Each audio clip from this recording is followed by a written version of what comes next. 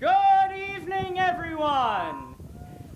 Thank you for joining us here in beautiful Needham, Massachusetts.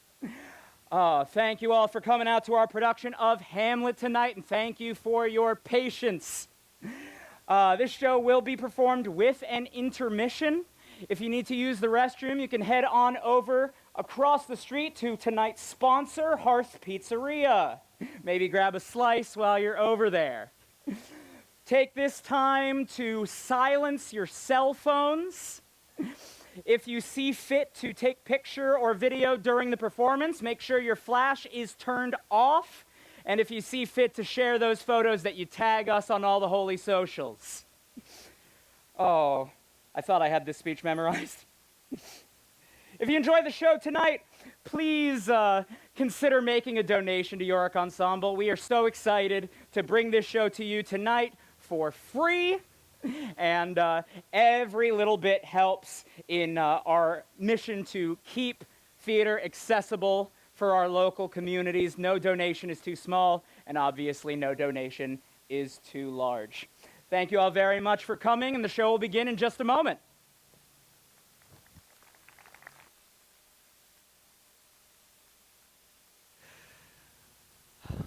As that, you receive Alexander is love. Alexander, Alexander, is sweet and as commendable in your nature. These morning duties to your father, but your part of my the murder of my father. Your father lost my father. That father lost his father. And this survivor bound in filial obligation for near term, that we sorrow. But the devil comes to power. Was the last night of game perhaps out my weakness. My melancholy seems very hopeless. My hour is almost come. The play's the thing! The play's the thing.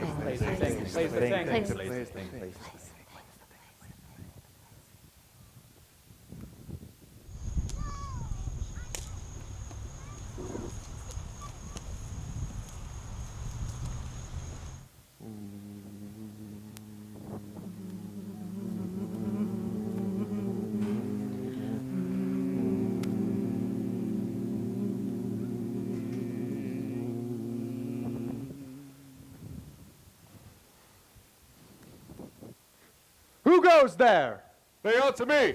Stand and unfold yourself. Long live the king. Bernardo?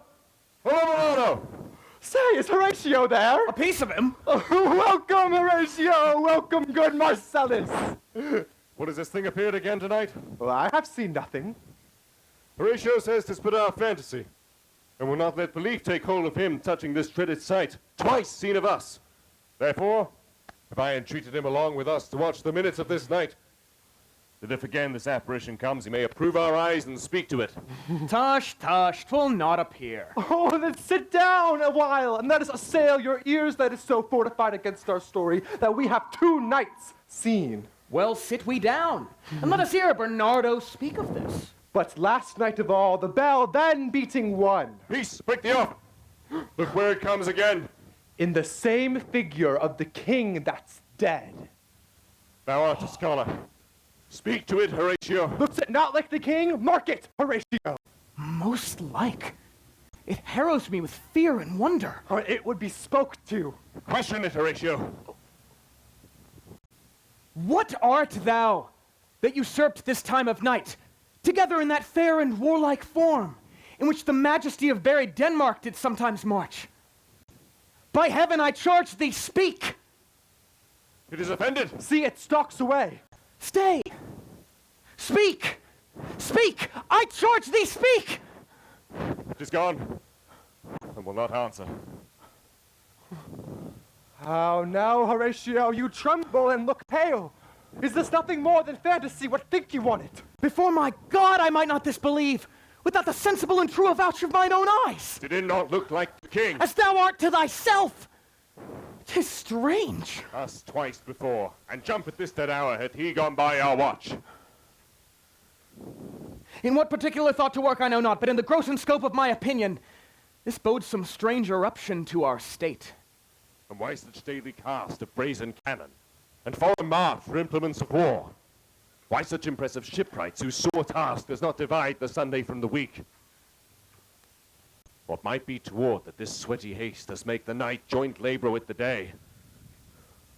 Who is that can inform me? That can I. At least the whisper goes so.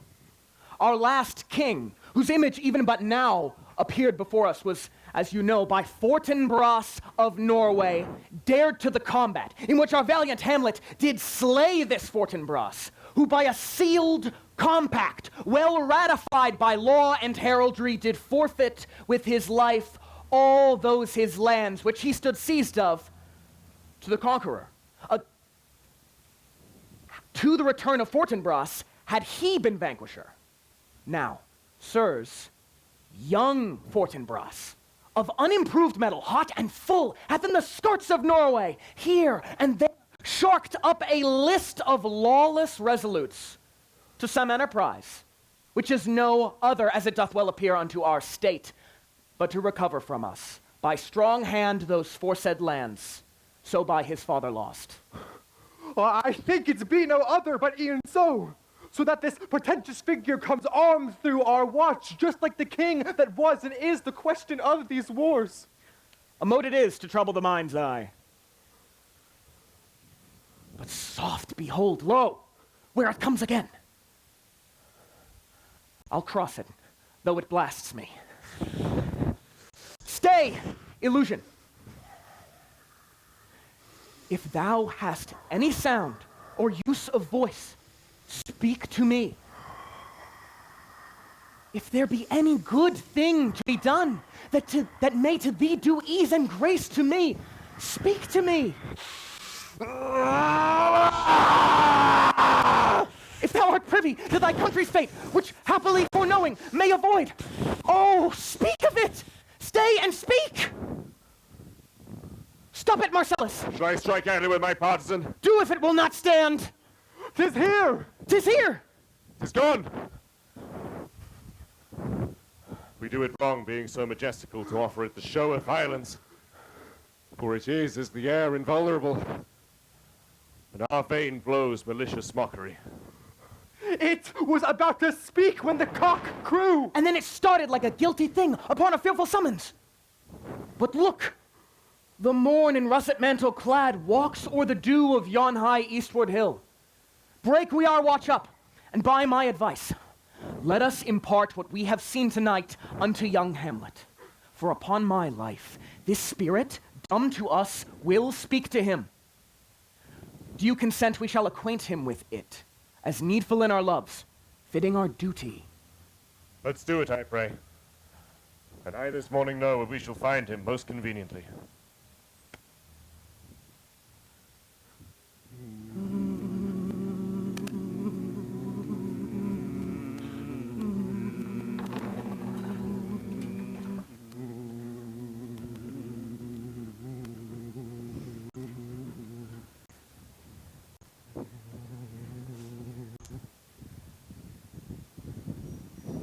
Though yet of Hamlet, our dear brother's death, the memory be green, and that it us befitted to bear our hearts in grief, and our whole kingdom to be contracted in one brow of woe.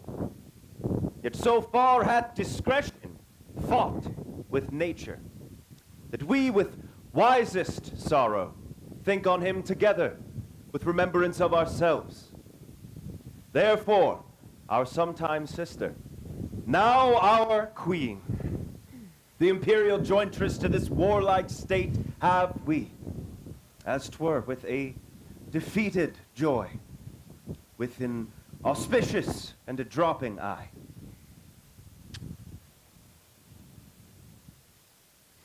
Now follows, that you know, young Fortinbras. He hath not failed to pester us with message importing the surrender of those lands lost by his father with all bonds of law to our most valiant brother.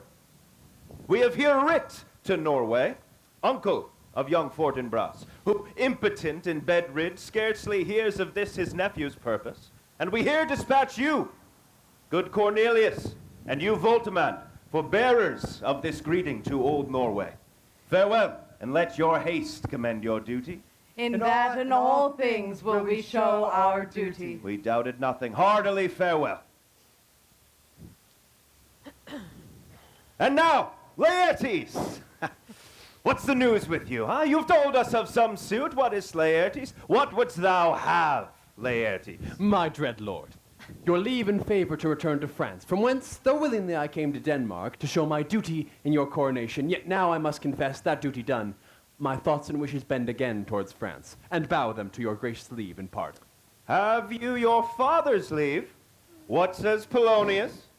He hath, my lord, wrung from me my slow leave. By laborsome petition, I have sealed my hard consent. I do beseech you, give him leave to go. Take thy fair hour, Laertes. Time be thine, and thy best graces spend it at thy will. But now, my cousin Hamlet, and my son. A little more than kin, less than kind. How is it that the clouds still hang on you? Not so, my lord. I'm too much in the sun. Good Hamlet, cast thy nighted color off, and let thine eye look like a friend on Denmark. Do not forever with thy veiled lids seek for thy noble father in the dust. Thou know'st 'tis common. All that lives must die, passing through nature to eternity. Aye, madam. It is common. If it be, why seems it so particular with thee? Seems, madam. Nay, it is. I know not seems. 'Tis not alone my inky cloak, good mother, nor customary suits of solemn black, nor windy suspiration of forced breath, no, nor the fruitful river in the eye, nor the dejected behavior of the visage, together with all forms, moods, shapes of grief that can denote me truly. These indeed seem, for they are actions that a man might play, but I have that within which passeth show. These but the trappings, the suits of woe. 'Tis sweet and commendable in your nature, Hamlet, to give these mourning duties to your father, but you must know, your father lost a father, that father lost his, and the survivor bound in filial obligation for some term to do obsequious sorrow. But to persever in obstinate condolement is a course of impious stubbornness. 'Tis unmanly grief. Take it to heart? Fie, 'tis a fault to heaven. For your intent in going back to school in Wittenberg, it is most retrograde to our desire, and we beseech you, bend you, to remain here, in the cheer and comfort of our eye, our chiefest courtier, cousin, and our son. Let not thy mother lose her prayers, Hamlet. I pray thee stay with us. Go not to Wittenberg. I shall, in all my best, obey you, madam. Why, 'tis a loving and a fair reply. Be as ourself in Denmark. Madam, come. This gentle and unforced accord of Hamlet sits smiling to my heart. The clouds shall tell, and the kings rouse the heavens all brute again, re-speaking earthly thunder. Come, away.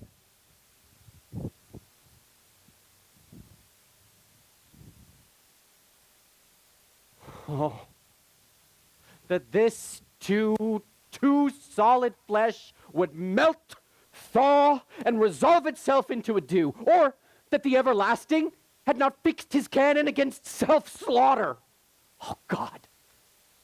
God! How weary, stale, flat, and unprofitable seem to me all the uses of this world. Fie on it! Ah, fie! 'Tis an unweeded garden that grows to seed. Things rank and gross in nature possess it merely. That it should come to this. But 2 months dead. Nay, not so much. Not 2. So excellent a king that was to this Hyperion to a satyr. So loving to my mother that he would not beteem the winds of heaven visit her face too roughly. Heaven and earth she married. Oh, most wicked speed, to post with such dexterity to incestuous sheets. It is not, nor it cannot come to good, but break my heart, for I must hold my tongue. Hail to your lordship. I am glad to see you well. Horatio, or I do forget myself. The same, my lord, and your poor servant ever. Sir, my good friend, I'll change that name with you. What make you from Wittenberg, Horatio? Marcellus? Good, my lord. I am very glad to see you. Good even, sir. But what in faith make you from Wittenberg?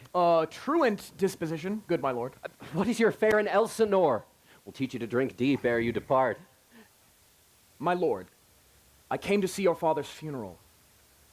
I pray thee, do not mock me, fellow student. I think it was to see my mother's wedding. Indeed, my lord, it followed hard upon. I think I saw him yesternight. Saw? Who? My lord, the king your father. The king my father? Season your admiration a while with an attent ear, till I may deliver upon the witness of these gentlemen this marvel to you. For God's love, let me hear. 2 nights together had these gentlemen, in the dead, vast, and middle of the night, been thus encountered. A figure like your father appears before them, and with solemn march goes slow and stately by them. Thrice it walked by their oppressed and fear-surprised eyes, within his truncheon's length. This, to me, in dreadful secrecy, impart they did, and I with them, on the 3rd night, kept the watch. Whereas they had delivered, both in time, form of the thing, each word made true and good. The apparition comes. I knew your father. These hands are not more like. Where was this? My lord, upon the platform where we watched. Did you not speak to it? My lord, I did, but answer made it none. Yet once, methought it lifted up its head, and it addressed itself to motion like as it would speak, but even then the morning cock crew loud, and at the sound it shrunk away in haste and vanished from our sight. 'Tis very strange. As I do live, my honored lord, 'tis true, and we did think it writ down in our duty to let you know of it. Indeed. Indeed, sirs, but this troubles me. Hold you the watch tonight? We do, my lord. What looked he? Frowningly? Countenance more in sorrow than in anger. And fixed his eyes upon you? Most constantly. I would I had been there. It would have much amazed you. I will watch tonight. Perchance 'twill walk again. I warrant it will. If it assume my noble father's person, I'll speak to it, though hell itself should gape and bid me hold my peace. So, fare you well. Upon the platform, twixt 11 and 12, I'll visit you. Our duty to your honor. Your loves is mine to you. Farewell.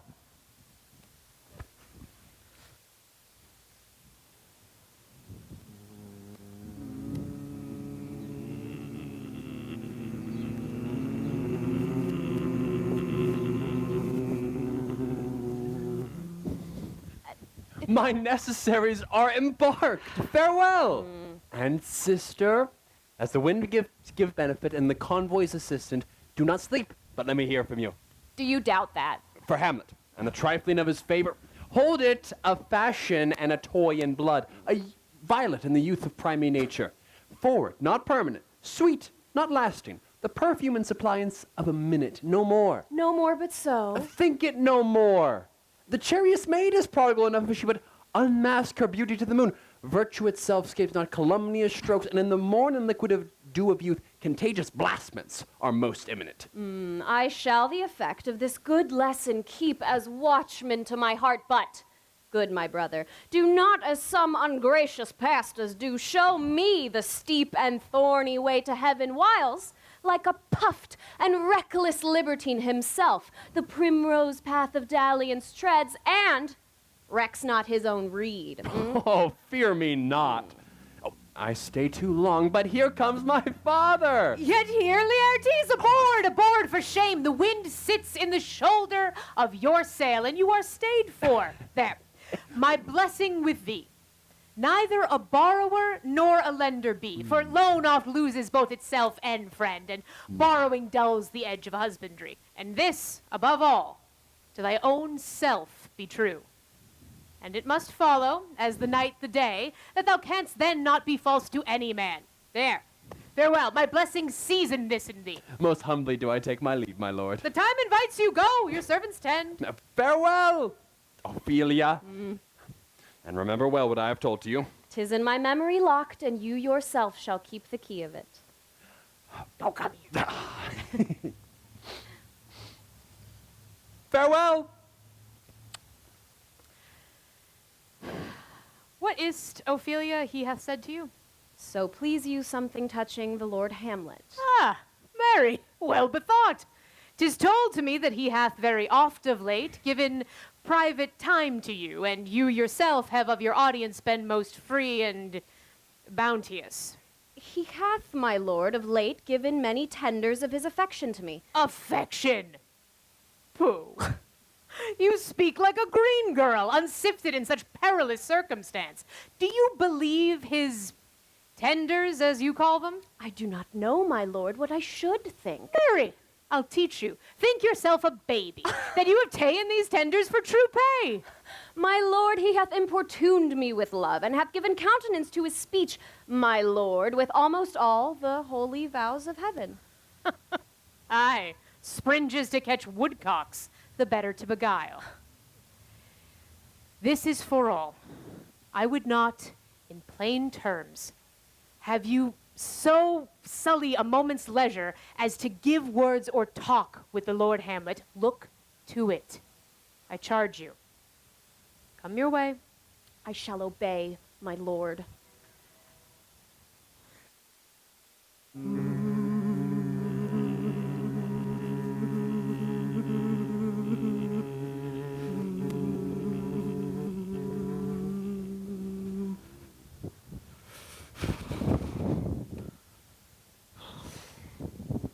The air bites shrewdly. It is very cold. It is a nipping and eager air, my lord. What hour now? I think it lacks 12. No, it struck. Indeed? I heard it not.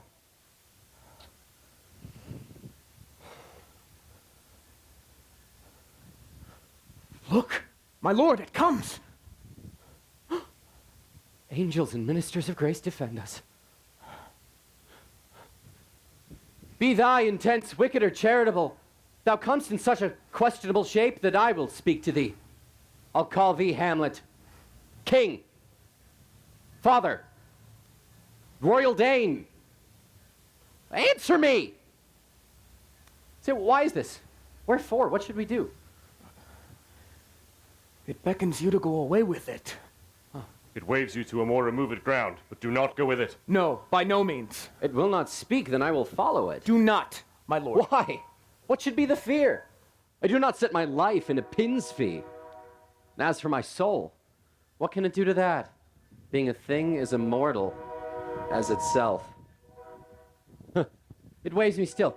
Go on, I'll follow thee. What if it tempts you toward the flood, my lord, or to the dreadful summit of the cliff that looks so many fathoms to the sea and hears it roar beneath? It weighs me forth again. Go on, I'll follow thee. You shall not go, my lord. Hold off your hand. Be ruled, you shall not go. My fate cries out and makes each petty artery in this body as hardy as the Nemean lion's nerve. Still I am called. Unhand me, gentlemen. I say away.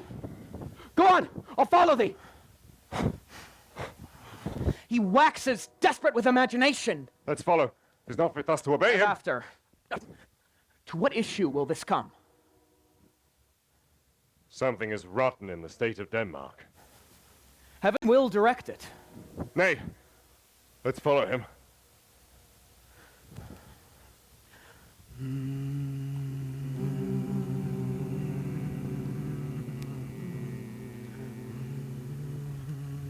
Where wilt thou lead me? Speak. I'll go no further. Mark me. I will. My hour is almost come, when I to sulphurous and tormenting flames must render up myself. Alas, poor ghost. Pity me not!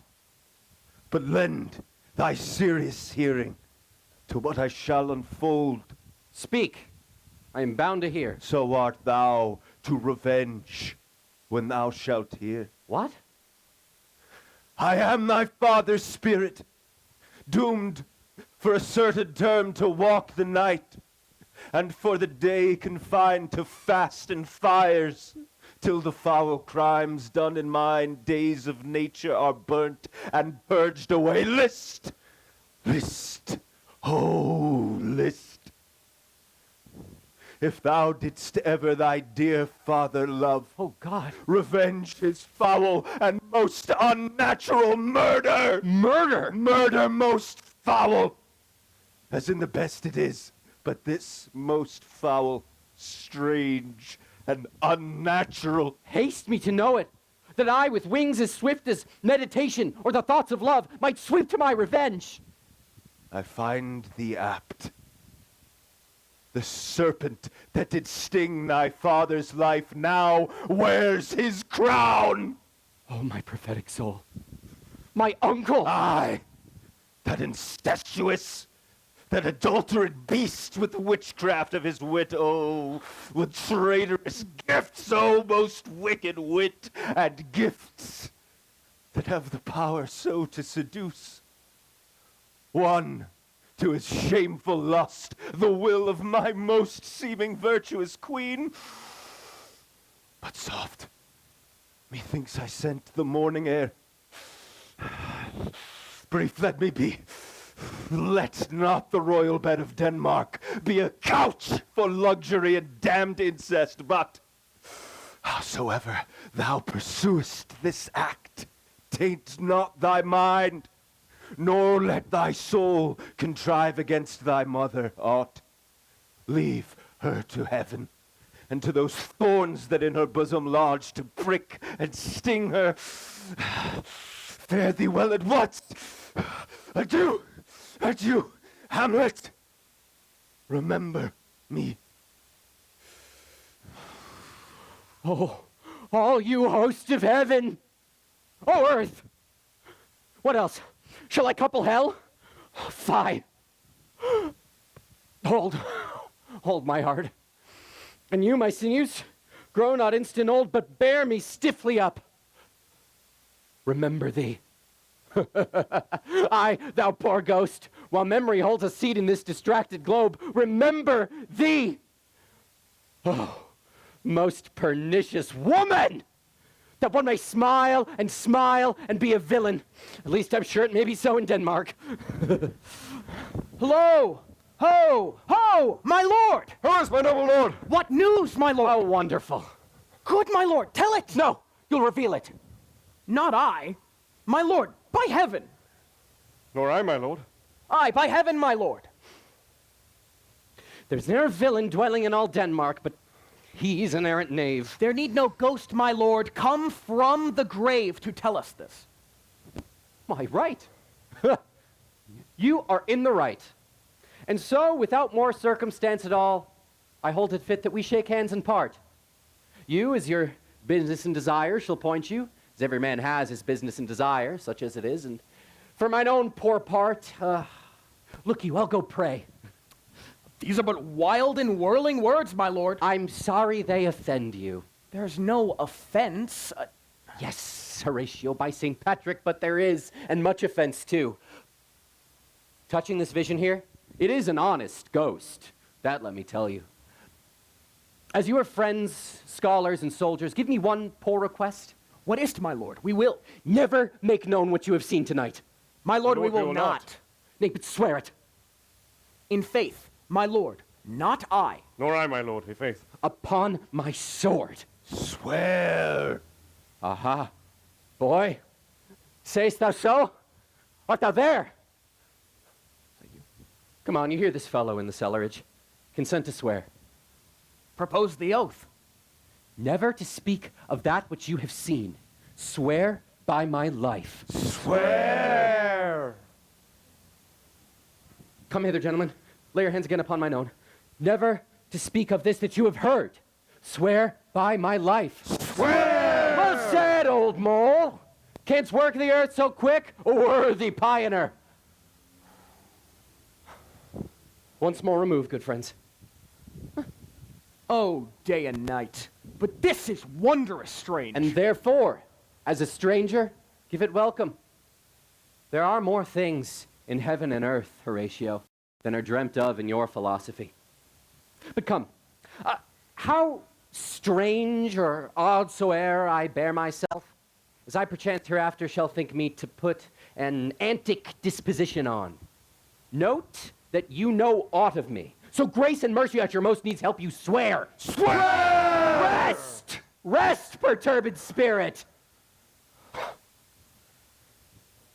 So, gentlemen, let us go in together. And still, your fingers on your lips, I pray?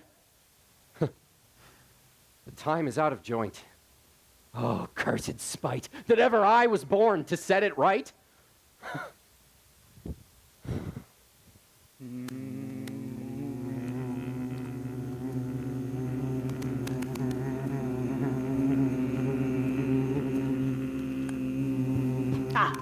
Give him this money and these notes, good Osric. I will, my lord. You will do marvelous wisely, good Osric, if before you visit him you make inquire of his behavior. Oh, my lord, I did intend it. Ah, Mary! Well said, very well said. God be with you. Well, Fare you well. Well, my lord.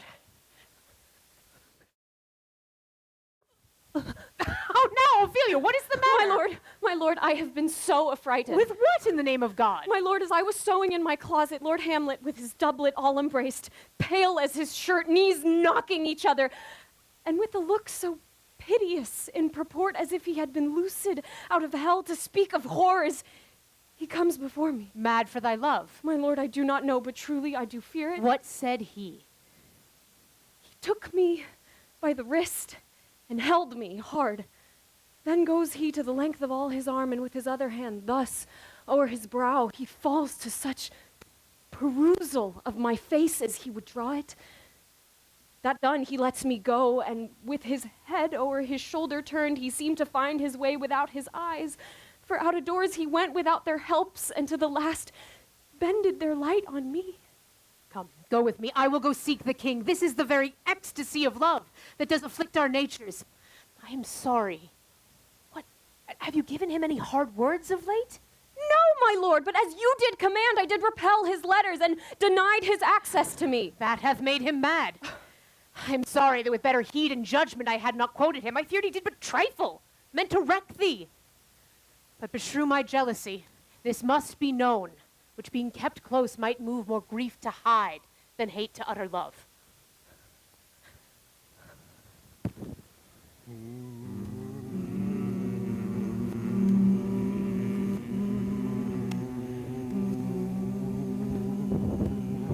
Welcome, dear Rosencrantz and Guildenstern. Moreover, that we much did long to see you, the need we have to use you did provoke our hasty sending.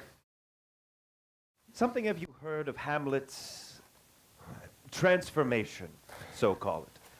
I entreat you both that, being of so young days brought up with him, to draw him on to pleasures, and to gather, so much as from occasion you may glean, whether aught to us unknown afflicts him thus, that open lies within our remedy. Good gentlemen, he hath much talked of you, and sure I am, 2 men there are not living to whom he more adheres. If it will so please you as to show us so much gentry and goodwill as to expend your time with us a while, for the supply and profit of our hope, your visitation shall receive such thanks as fits a king's remembrance. Both your majesties might, by the sovereign power you have of us, put your dread pleasures more into command than to entreaty. But we both obey, and hereby give up ourselves, and if the full bent to lay our services freely at your feet, to be commanded. Thanks, Rosencrantz and gentle Guildenstern. Thanks, Guildenstern and gentle Rosencrantz, and I beseech you instantly to visit my too much changed son. Heavens make our presence and our practices pleasant and helpful to him. Aye, amen.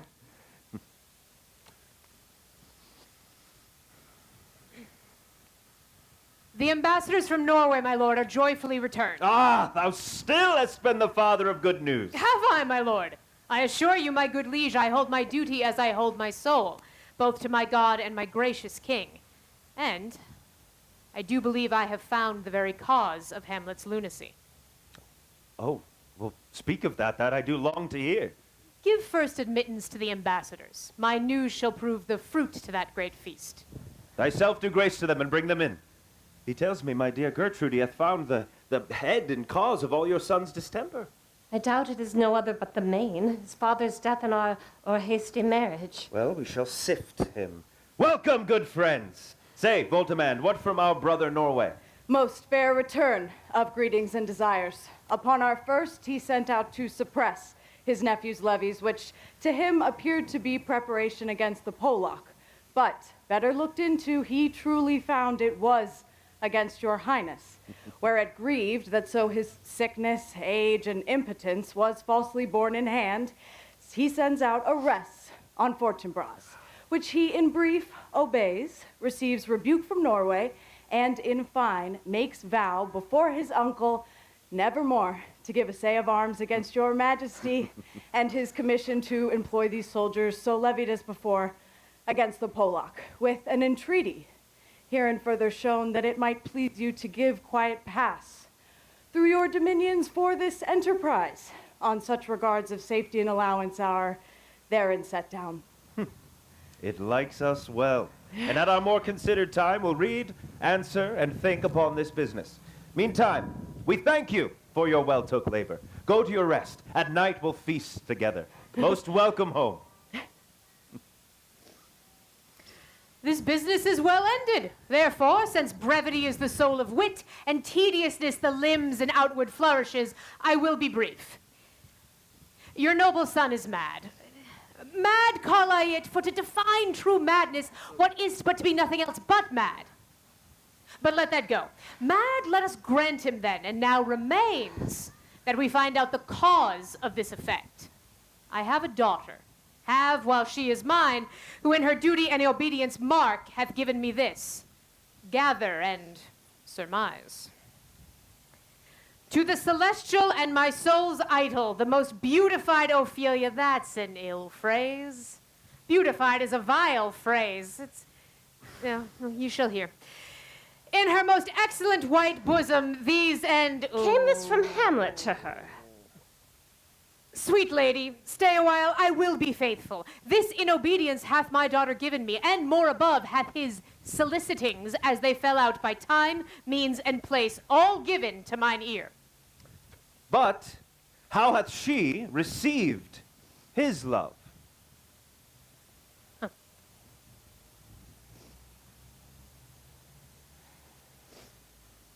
What do you think of me? As of a man faithful and honorable. I would fain prove so.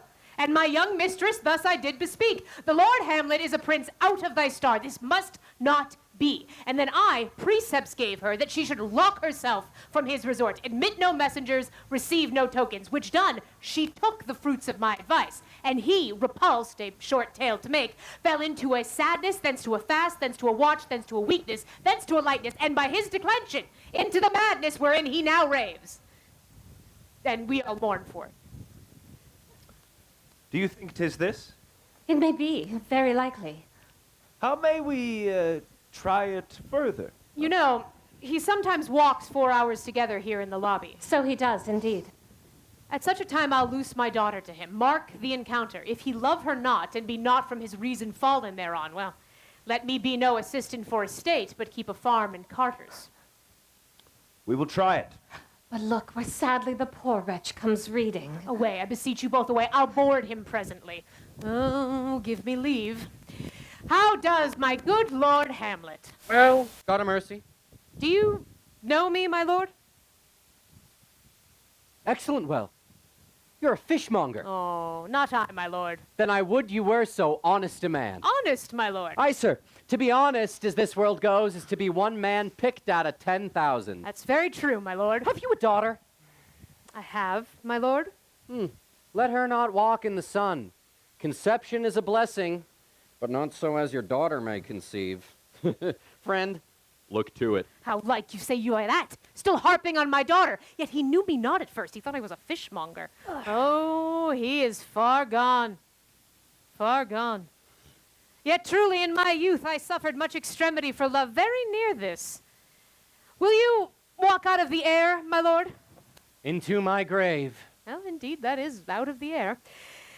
My most honorable lord, I will most humbly take my leave. You cannot, sir, take from me anything that I would more willingly part withal, except my life. Except my life. Except my life. Fare you well, sir. These tedious old fools! You seek the Lord Hamlet? There he is. God save you, sir. My honored lord! My most dear lord! My excellent good friends! How do ye, Guildenstern? Ah, Rosencrantz! Rosencrantz! Ha ha! Guildenstern, good lads, how do you both? As the indifferent children of the earth. Happy in that we are not unhappy, but on fortune's cap we are not the very button. What's the news? None, my lord, but that the world's grown honest. Then is doomsday near. But your news is not true. Allow me to question more in particular. What have you, good friends, deserved at the hands of fortune that she sends you to prison hither? Prison, my lord? Denmark's a prison. We think not so, my lord. Then it is none to you. For there is nothing either good or bad, but thinking makes it so.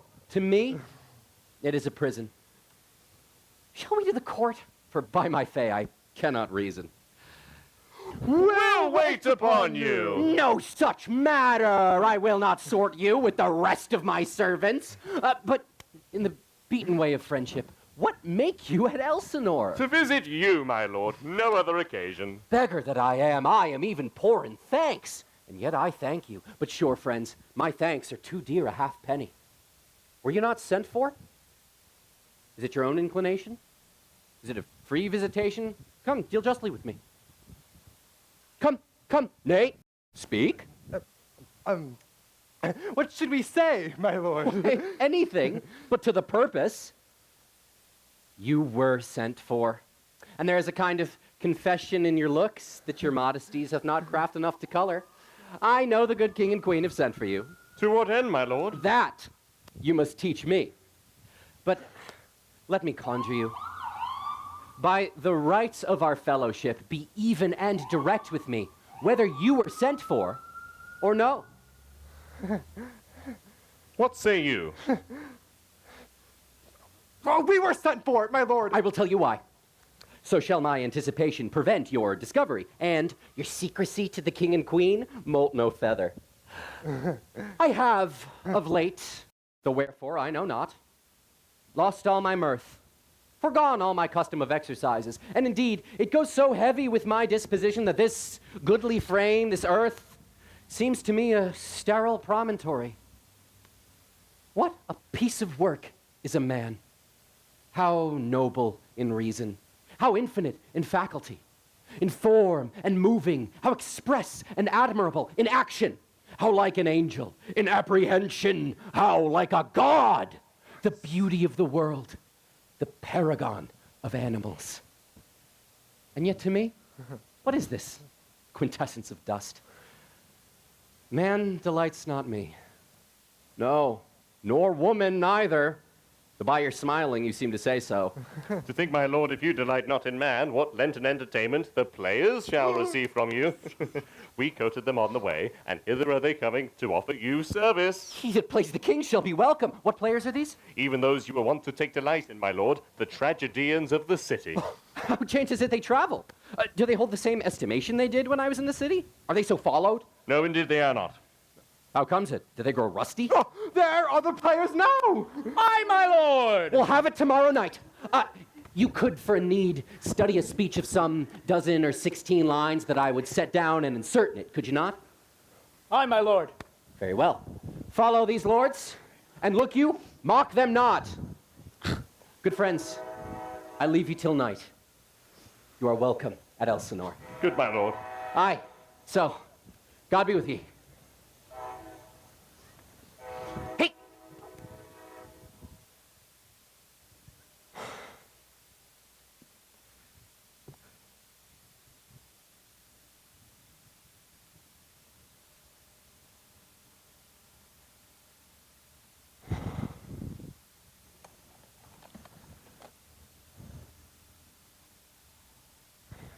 Now I am alone. What a rogue and peasant slave am I. Is it not monstrous that this poor player here, but in a fiction, in a dream of passion, could force his soul so to his own conceit that from a working all his visage waned, tears in his eyes, distraction in his spect, a broken voice, and all his functions suiting forms to his conceit, and all for nothing, for Hecuba. What is Hecuba to him, or he to Hecuba, that he should weep for her? What would he do had he the motive and the cue for passion that I have? He would drown the stage with tears and cleave the general ear with horrid speech. Am I a coward? Who calls me villain? Breaks my pate across, plucks my beard, blows it in my face, tweaks me by the nose, gives me line the throat as deep to the lungs. Who does me this? Why, what an ass am I? Is it not? This is most brave, that I, the son of a dear father murdered, must, like a whore, unpack my heart with words and fall a cursing like a very drab, a scullion. Fie upon it! Fie! About my brain. I have heard that guilty creatures sitting at a play have, by the very cunning of the scene, been struck so to the soul that presently they have proclaimed their malefactions. For murder, though it have no tongue, will speak with most miraculous organ. I will have these players play something like the murder of my father before mine uncle. I'll observe his looks. I'll tempt him to the quick. If he but blanch, I will know my course. This spirit I've seen may be the devil, and the devil hath power to assume a pleasing shape. Yea, and perhaps out of my weakness and my melancholy, as he is very potent with such spirits, abuses me to damn me. I will have grounds more relative than this. The play's the thing, wherein I'll catch the conscience of the king.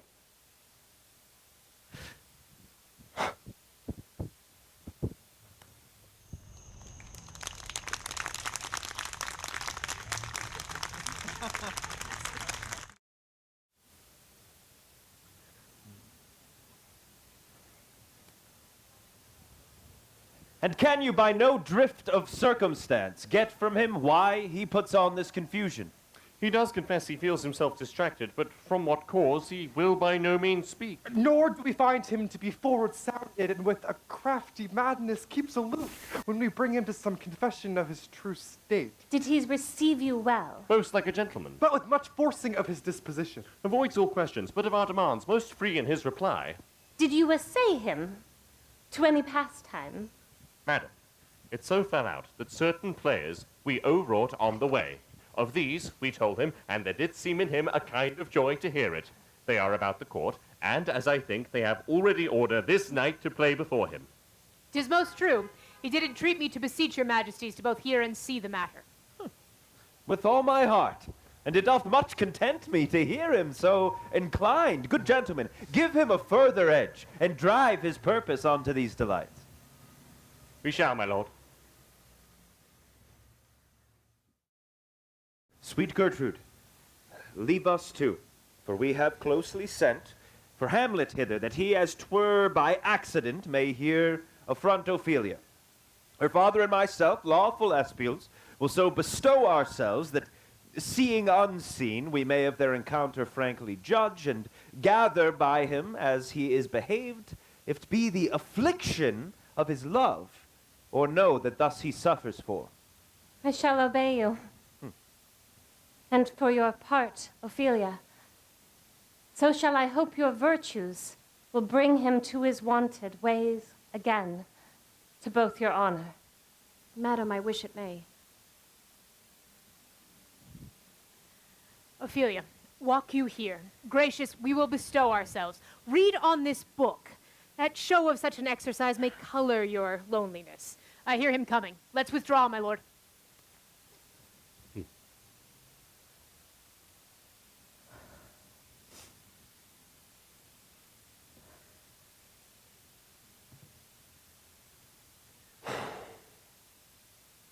To be or not to be?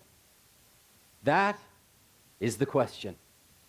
Whether 'tis nobler in the mind to suffer the slings and arrows of outrageous fortune, or to take arms against a sea of troubles, by opposing end them, to die, to sleep, no more.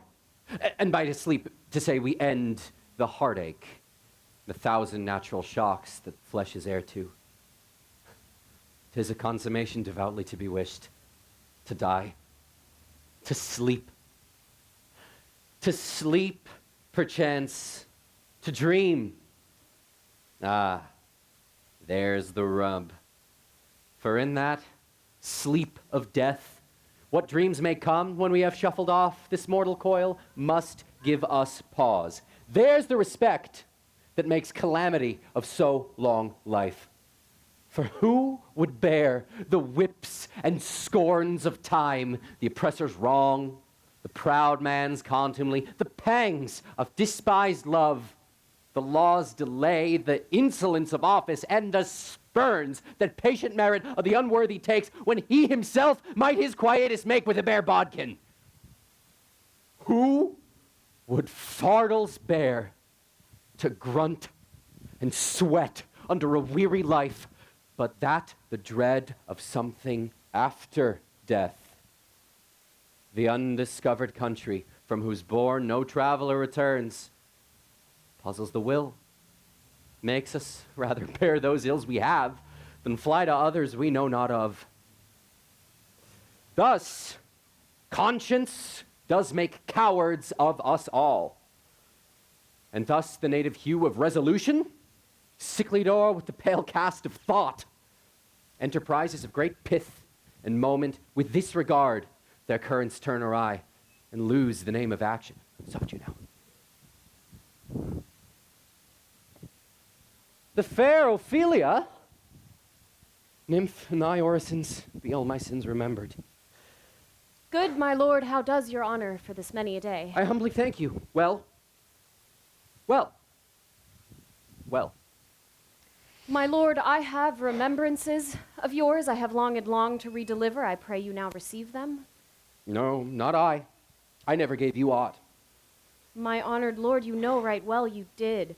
And with them words of so sweet breath composed as made the thing more rich. Their perfumes lost, take these again, for to the noble mind rich gifts wax poor when givers prove unkind. There, my lord.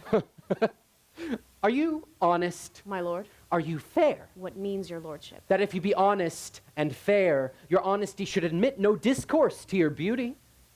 Could beauty, my lord, have better commerce than with honesty? Aye, truly. The power of beauty could sooner transform honesty from what it is to a bawd than the force of beauty could translate honesty to his likeness. This was sometime a paradox, but now the time gives it proof. I did love you once. Indeed, my lord, you made me believe so. You should not have believed me. For virtue cannot so inoculate our old stock, but we shall relish of it. I loved you not. I was the more deceived. Get thee to a nunnery. Why wouldst thou be a breeder of sinners? I am myself indifferent honest, but yet I could accuse me of such things that it were better my mother had not borne me. I am very proud, revengeful, ambitious, with more offenses at my beck than I have thought to put them in, imagination to give them shape, or time to act them in. What should fellows such as I do, crawling between earth and heaven? We are errant knaves, all, believe none of us. Go thy ways to a nunnery. Where's your father? At home, my lord. Let the doors be shut upon him, that he may play the fool nowhere but in his own house. Farewell. Oh, sweet heavenly powers, restore him. If thou dost marry, I give thee this plague for thy dowry. Be thou as chaste as ice, as pure as snow. Thou shalt not escape calumny. Get thee to a nunnery. Go. Farewell. Or, if thou wilt needs marry, marry a fool. For wise men know well enough what monsters you make of them. To a nunnery, go, and quickly too. Farewell. Oh, heavenly powers, restore him! God has given you one face, and you make yourselves another. Go to, I'll have no more on it. It hath made me mad. I say, let there be no more marriages. All that are already married, all but one, shall live. The rest shall keep as they are. To a nunnery, go.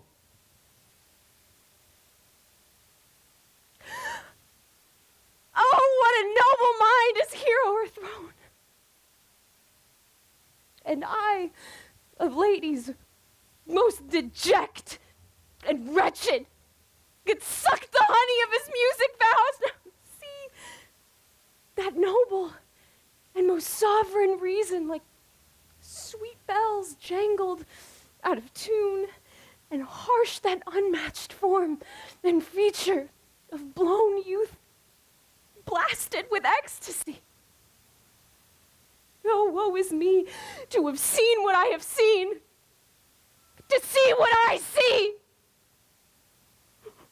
Love, his affections did not that way tend, nor what he spake, though it lacked form a little, was not like madness. There's something in his soul, or which his melancholy sits on brood. It shall do well, but yet do I believe that the origin and commencement of his grief sprung from neglected love. How now, Ophelia? You need not tell us what the Lord Hamlet said. We heard it all. My lord, do as you please. But if you hold it fit, after the play, to England send him. Or confine him wherein your wisdom best shall think. It shall be so. Madness and great ones must not unwatched go.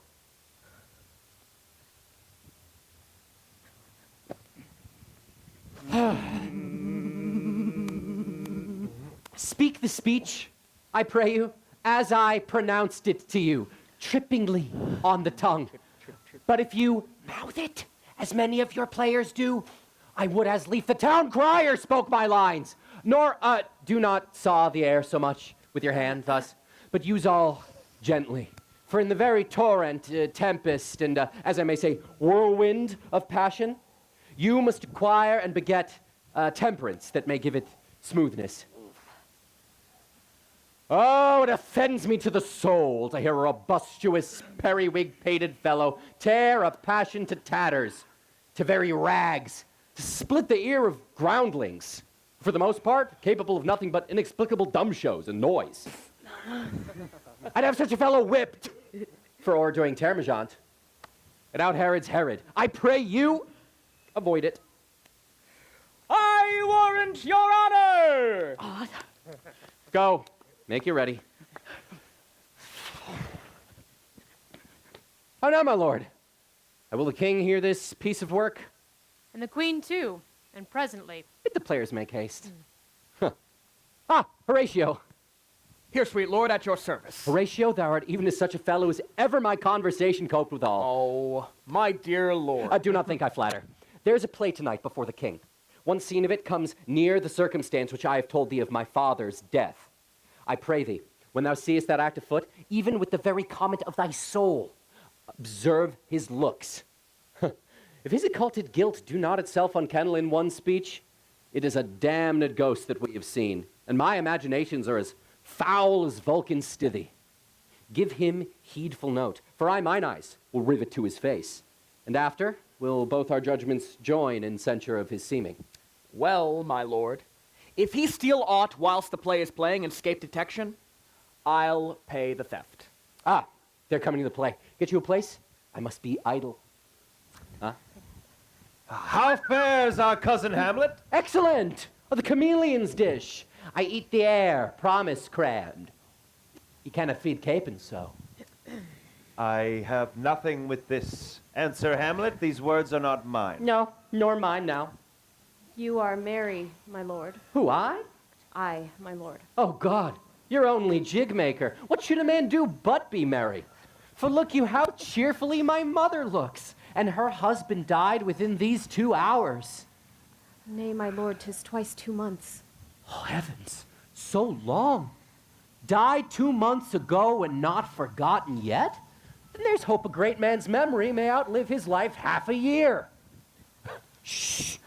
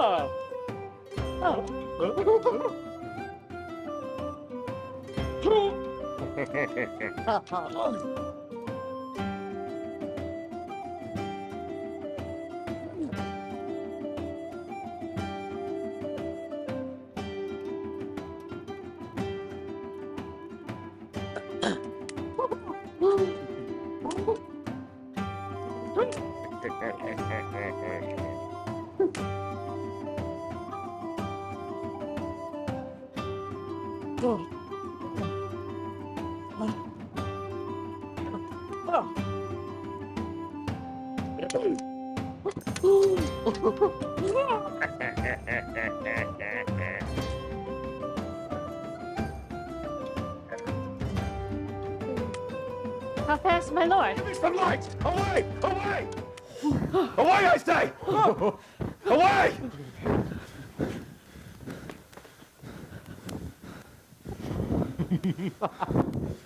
Oh, good Horatio. I will take the ghost's word for £1,000. Didst perceive? Very well, my lord. Upon the talk of poisoning? I did very well note him. Come, some music! Come, the recorders! For if the king likes not the comedy, why then belike he like it not, Purdue. Come, some music! My lord, vouchsafe me a word with you. Sir, a whole history. The king, sir. Oh, aye, sir, what of him? The king in his retirement is much distempered. Drink, sir. No, rather with choler. Your wisdom should show itself more richer to signify this to his doctor. For me to put him to this purgation would perhaps plunge him into far more choler. The queen, your mother, in much great affliction of spirit, hath sent me to you. You are welcome. Nay, good, my lord. This courtesy is not of the right breed.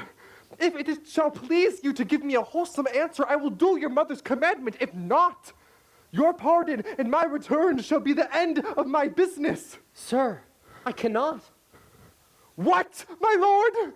Make you a wholesome answer. My wit's diseased. But such an answer as I shall make, you shall command. My mother, you say? Therefore, no more, but to the matter. My mother, you say? She desires to speak with you in her closet ere you go to bed. We shall obey. Were she 10 times our mother. Have you any further trade with us? My lord, you once did love me. So do I still. By these pickers and stealers. But, my lord, what is your cause of distemper? You do surely bar the door upon your own liberty if you deny your griefs to your friends. The recorders! Let me see one. Let me see one. Mwah. Took my pipe. I did. Will you play upon this pipe? My lord, I cannot. I pray you. Believe me, I cannot. I do beseech you. I know no touch of it, my lord. 'Tis as easy as lying. Govern these ventages with your fingers and your thumb. Give it breath with your mouth, and it will discourse most eloquent music. Look, these are the stops. But I cannot command these to any utterance of harmony. I have not the skill. Why, look you now, how unworthy a thing you make of me. You'd play upon me. You'd seem to know my stops. You'd pluck out the heart of my mystery. You would sound me from my lowest note to the top of my compass, and yet there is excellent music, much voice in this little organ, yet cannot you make it speak. It's blood. Do you think I am easier to be played on than a pipe? Call me what instrument you will, though you can fret me, yet you cannot play upon me. Ah, God bless you, sir. My lord, the queen would speak with you, and presently. Dost thou see yonder cloud that's almost in the shape of a camel? 'Tis by the mast, 'tis like a camel indeed. Methinks it be like a weasel, It is backed like a weasel, or like a whale. very like a whale. Then I will come to my mother by and by. They fool me to the top of my bent. I will come by and by. I will say so. By and by is easily said. Leave me, friends.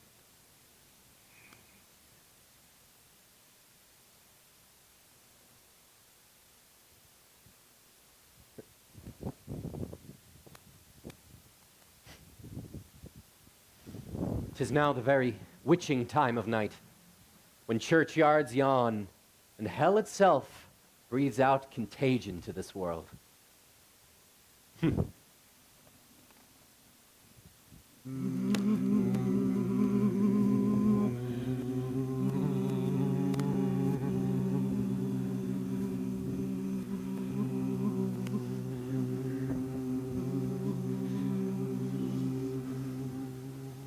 I like him not, nor stands it safe with us to let his madness range. Therefore prepare you, and he to England shall along with you. The terms of our estate may not endure hazard so dangerous as doth hourly grow out of his lunacies. We will ourselves provide the most religious and holy fear it is to keep the many, many bodies safe that live and feed upon your majesty. Arm you, I pray you, to this speedy voyage, for we will fetters put upon this fear that now goes too free-footed. We will haste us. My lord, he's going to his mother's closet. Behind the arras I'll convey myself. 'Tis meet that some more audience than a mother, since nature makes them partial, should o'erhear this speech of vantage. Fare you well, my liege. I'll call upon you ere you go to bed and tell you all I know. Thanks, dear my lord. Oh, my offense is rank. It smells to heaven. It hath the primal eldest curse upon it. A brother's murder. Pray, can I not, though inclination be sharp as will? My stronger guilt defeats my strong intent, and like a man to double business bound, I stand and pause where I shall first begin and both neglect. What then? What rests? Try what repentance can. What can it not? Yet what can it when one cannot repent? O wretched state! O bosom black as death. Bow, stubborn knees, and heart with strings of steel. Be soft as sinews of the newborn babe. All may be well. Pat, now he's praying, and now I'll do it. So he goes to heaven, and so I am revenged. That would be scanned. A villain kills my father, and for that, I, his sole son, do this same villain send to heaven? No! Up, sword, and know thou a more horrid hent, when he is drunk, asleep, or in his rage, or in the incestuous pleasure of his bed, at gaming, swearing, or some other act that has no relish of salvation in it. This physic but prolongs thy sickly days.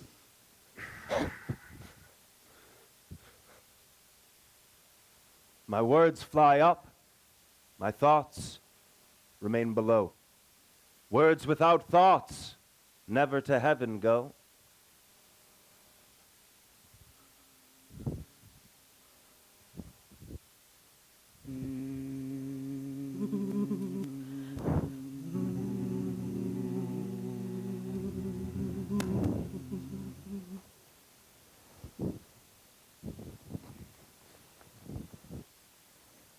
Look you, lay home to him.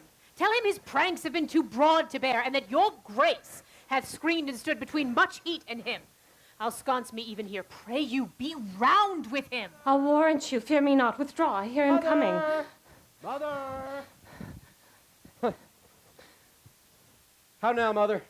What's the matter? Hamlet, thou hast thy father much offended. Mother, you have my father much offended. Come, come. You answer with an idle tongue. Go, go, you question with a wicked tongue. Why, how now, Hamlet? What's the matter now? Have you forgot me? No, by the rood, not so. You are the queen, your husband's brother's wife, and, would it were not so, you are my mother. Nay then, I'll set those to you that can speak. Come, come, and set you down.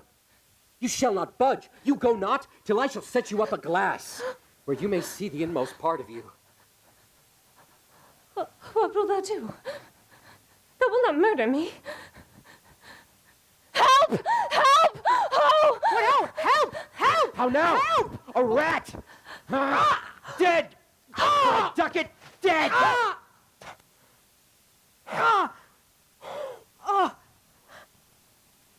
I am slain. Oh. Me, what hast thou done? Yeah, no, not. Is it the king? Oh, what a rash and bloody deed is this. A bloody deed? Almost as bad, good mother, as kill a king and marry with his brother. As kill a king? Aye, lady. 'Twas my word. Oh. Thou wretched, rash, intruding fool! Farewell. I took thee for thy better. What Take have thy I fortune. done that thou darest wag thy tongue in noise so rude against me?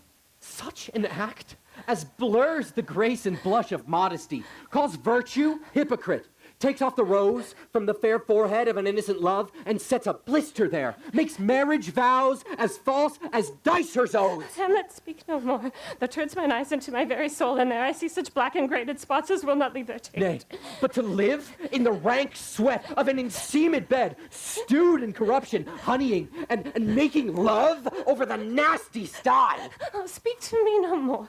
These words like daggers enter into my ears no more, sweet Hamlet. A murderer and a villain, a slave that is not 20th part the tithe of your precedent lord. No more! A king of shreds and patches. Oh, save me. Hover over me with your wings, you heavenly guard. What would your gracious figure? Alas, he's mad. Do you not come, your tardy son to chide? That lapsed in time and passion lets go by the important acting of your dread command? Oh, say! Do not forget! This visitation is to but whet thy almost blunted purpose. But look, amazement on thy mother sits. Oh, step between her and her fighting soul. Conceit in weakest body's strongest works. Speak to her, Hamlet! How is it with you, lady? Alas, how is it with you? That you do bend your eye on vacancy, and within corporal air do hold discourse. Your bedded hair, like life in excrement, starts up and stands on end. O gentle son, whereon do you look? On him. On him. Look you how pale he glares. His form and cause conjoined, preaching to stones would make them capable. Oh, do not look upon me, lest with this piteous action you convert my stern effects. Then what I have to do will want true color. Tears perchance for blood. To whom do you speak this? Do you see nothing there? Nothing at all. Yet all that is I see. Why, look you there. Look how it steals away. My father, in his habit, as he lived. Look where he goes even now, out the portal. This is the very coinage of your brain. This bodiless creation ecstasy is very cunning in. Ecstasy! My pulse, as yours, doth temperately keep time, and make as healthful music. It is not madness. Oh, Hamlet, thou hast cleft my heart in twain. Then throw away the worser part of it, and live the purer with the other half. Good night. But go not to mine uncle's bed. Assume a virtue, if you have it not. And when you are desirous to be blessed, I will blessing beg of you. For this same Lord, I do repent. But heaven hath pleased it so to punish me with this, and this with me, that I might be their scourge and minister. I will bestow him, and I will answer well the death I gave him. So again, good night. I must be cruel only to be kind. So bad begins, and worse remains behind. One word more, good mother. What shall I do? I must away to England. You know that? Alack, I had forgot 'tis concluded on. There's letters sealed, and my 2 schoolfellows, whom I will trust as I will adders fanged, they bear the mandate. They must sweep my way and marshal me to knavery. Let it work. For 'tis a sport to have the engineer hoist with his own petard. I'll lug the guts into the neighbor room. Mother, good night. Indeed, this counselor is now most still, most secret, and most grave, who was in life a foolish, prating knave. Come, sir, draw towards an end with you. Good night, mother.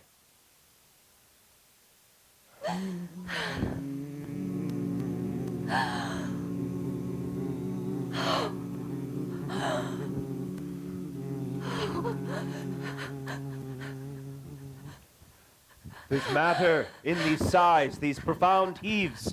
You must translate. 'Tis fit we understand them. Where is your son? Oh, my good Lord. What have I seen tonight? What, Gertrude? How does Hamlet? Mad as the sea and wind when both contend which is the mightier. In his lawless fit, behind the arras, hearing something stir, whips out his dagger, cries, "A rat! A rat!" and in this brainish apprehension kills the unseen good old man. Oh, heavy deed. It'd have been so with us had we been there. His liberty is full of threats to all, to you, yourself, to us, to everyone. Alas, how shall this bloody deed be answered? Where is he gone? To draw apart the body he hath killed, or whom his very madness, like an ore among a mineral of metal space, shows itself pure. He weeps for what is done. Oh, Gertrude, come away. The sun no sooner shall the mountains touch, but we will ship him hence. And this vile deed we must, with all our majesty and skill, both countenance and excuse. Ho, Guildenstern! Friends both, go join you with some further aid. Hamlet in madness hath Polonius slain, and from his mother's closet hath he dragged him. Go, seek him out, speak fair, and bring the body into the chapel. I pray you haste in this. Come, Gertrude, we'll call up our wisest friends and let them know both what we mean to do and what's untimely done.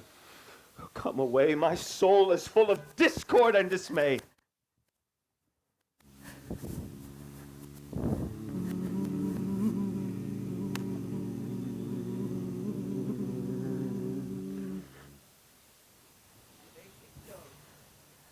Hamlet! Hello, Hamlet. Calls on Hamlet. Oh, here they come. What have you done, my lord, with the dead body? Compounded it with dust, whereto 'tis kin. Tell us where it is, that we may take it thence and bear it to the chapel. Do not believe it, Believe what? that I could keep your counsel and not mine own. I understand you not, my lord. I am glad of it. A knavish speech sleeps in a foolish ear. My lord, you must tell us where the body is and go with us to the king. The body is with the king, but the king is not with the body. The king is a thing A thing, my lord! of nothing. Bring me to him. Hide Fox and all after.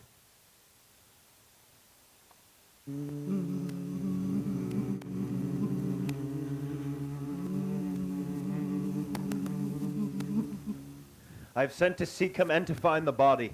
How dangerous is it that this man goes loose? How now? What hath befallen?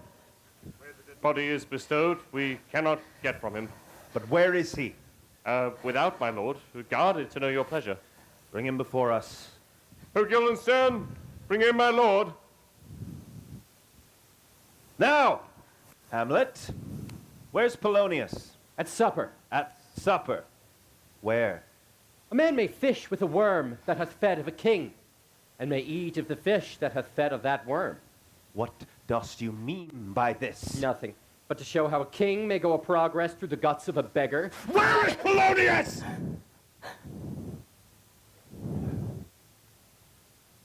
You'll nose him as you go up the stairs into the lobby. Go, seek him there.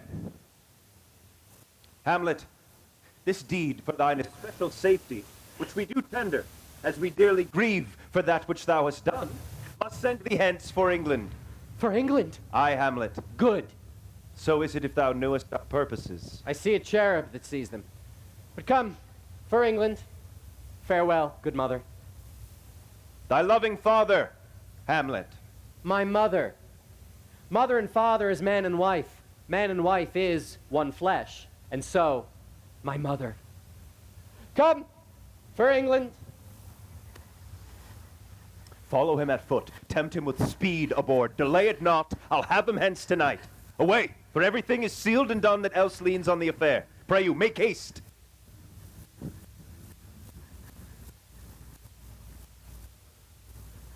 The present death of Hamlet.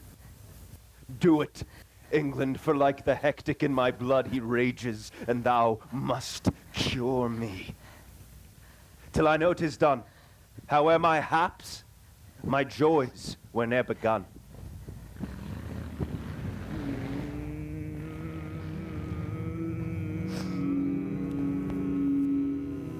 I will not speak with her.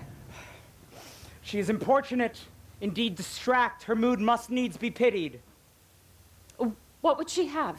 She speaks much of her father, says she hears there's tricks of the world, and hems and beats her heart. 'Twere good she were spoken with, for she may strew dangerous conjectures in ill-breeding minds. Let her come in.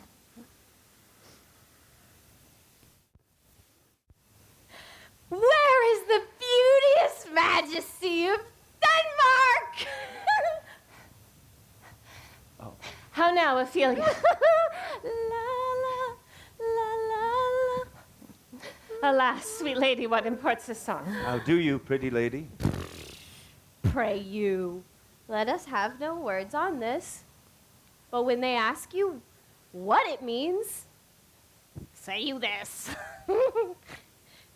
Tomorrow is St. Valentine's Day, all in the morning betime, and I am made at your window to be your Valentine. Then up he rose and donned his clothes and shut the chamber door. Let in a maid that out of maid never departed more. Pretty Ophelia. Indeed, law, without an oath I'll make an end on. By Gis and by St. Charity, alack and fie for shame! Young men will do it if they come to it, by cock they are to blame. How long hath she been thus? I hope all will be well. Yet I cannot choose but weep to think they should lay him i' the cold ground. My brother shall know of this. And so I thank you for your good counsel. Good night, ladies. Good night, sweet ladies. Good night. Good night. Follow her close. Give her good watch, I pray you.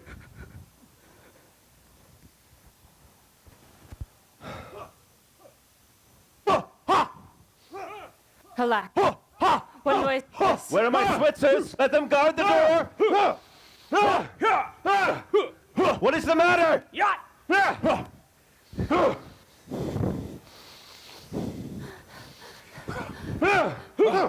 What is the matter, huh? Save yourself, my lord. The ocean, overpeering his list, eats not the flats with more impetuous haste than a young Laertes in a riotous head, or bears your officers. The rabble call him lord. They cry, choose we! Laertes shall be king! Caps, hands, and tongues applauded to the clouds. Laertes shall be king! Laertes king! How cheerfully on the false trail they cry. Where is this king? Sirs, stand you all without. I pray you give me leave. I thank you. Keep the door. O thou vile king, give me my father.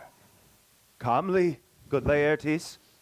What is the cause, Laertes, that thy rebellion looks so giant-like? Why thou art thus incensed? Let him go. Gertrude, speak, man. Where is my father? Dead. But not by him. Let him demand his fill. How came he dead? Or not be juggled with? To hell, allegiance, vows, to the blackest devil. Let come what comes, only I'll be most thoroughly revenged for my father's death. Good Laertes, if you desire to know the certainty of your father's death, it's writ in your revenge that swoopstake you will draw, both friend and foe, winner and loser. None but his enemies. Will you know them then? To his good friends thus wide I'll ope my arms. Why, now you speak like a good child and a true gentleman. How now, what noise is that? Oh, heaven! Thy madness shall be paid by weight to our scale turn the beam. O Rose of May! Dear maid!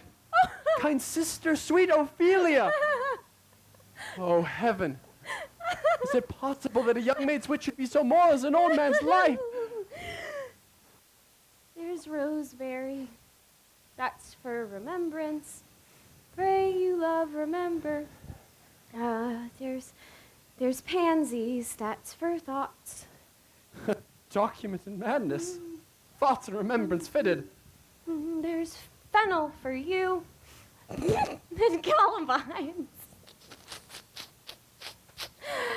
There's rue for you.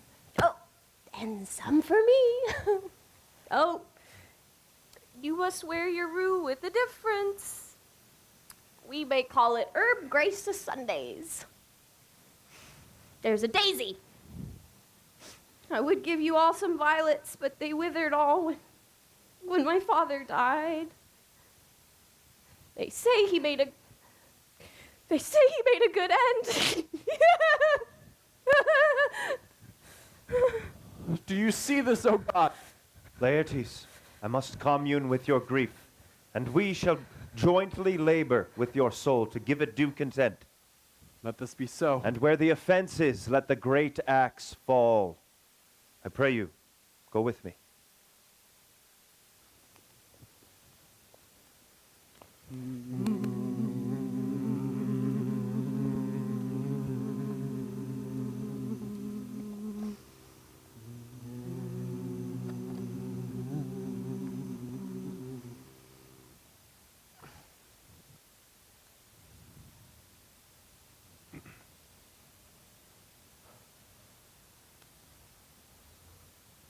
What are they that would speak with me? Sailors, sir, they say they have letters for you. Let them come in. I do not know from what part of the world I should be greeted, if not from Lord Hamlet. He shall, sir, and please him. There's a letter for you, sir. It is from the ambassadors that are bound for England, if your name be Horatio, as I am led to know it is. Horatio, when thou shalt have overlooked this, give these fellows some means to the king. They have letters for him. Ere we were 2 days old at sea, A pirate, a very warlike appointment, gave us chase. Finding ourselves too slow of sail, we put on a compelled valor, and in the grapple, I boarded them. On the instant, they got clear of our ship, so I alone became their prisoner. They have dealt with me like thieves of mercy, but they knew what they did. I am to do a good turn for them. Give these fellows some means to the king, and repair thou to me with as much speed as thou wouldst fly death. I have words to speak in thine ear will make thee dumb, yet are much too light for the bore of the matter. These good fellows will bring thee where I am. Rosencrantz and Guildenstern hold their course for England. Of them I have much to tell thee. Farewell. He that thou knowest thine. Hamlet? Hamlet.